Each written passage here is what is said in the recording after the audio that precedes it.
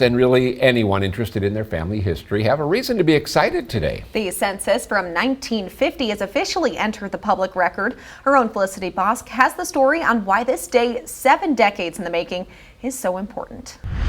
The census becoming public record is something some people wait 72 years for. The concern that people's identity remain anonymous, and so they used 72 as an old age. So figuring that over 72 years that many of the adults who would have been living and doing and working, they're going to be passed on. And it's only the kids that are going to still be living when it becomes public. When the census is taken, Americans are asked the basic questions: their names, ages, occupation, who the head of the household is, and asked what their relationship is to others in their household. They're asked their race, sex, and where they were born.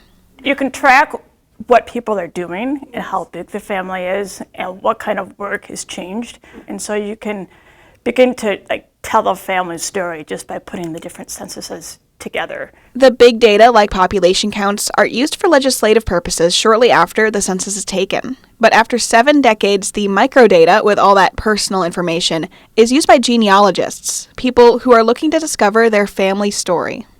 You hear stories from your family, but when you actually can start researching, you can see the census records, you can see birth records, or just the city directories, or maybe a plat book that shows where they lived.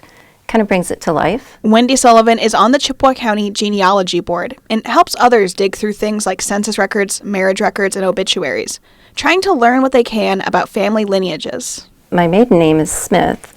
And I always thought, gosh, we'll never, ever be able to really track them back.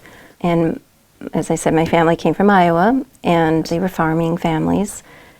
And I always just assumed that's what they always were. But I've traced them, both branches, back to New England, like early New England. Sullivan says her husband's family is from Chippewa County, and they always knew their family came to the area from Canada.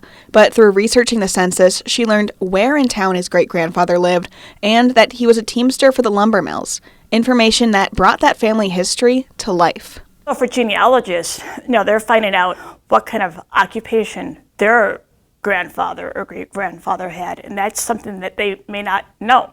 That can be a fascinating story. It's not just dry facts, it's people that brought you there, and they went through trials and hardships and were the result.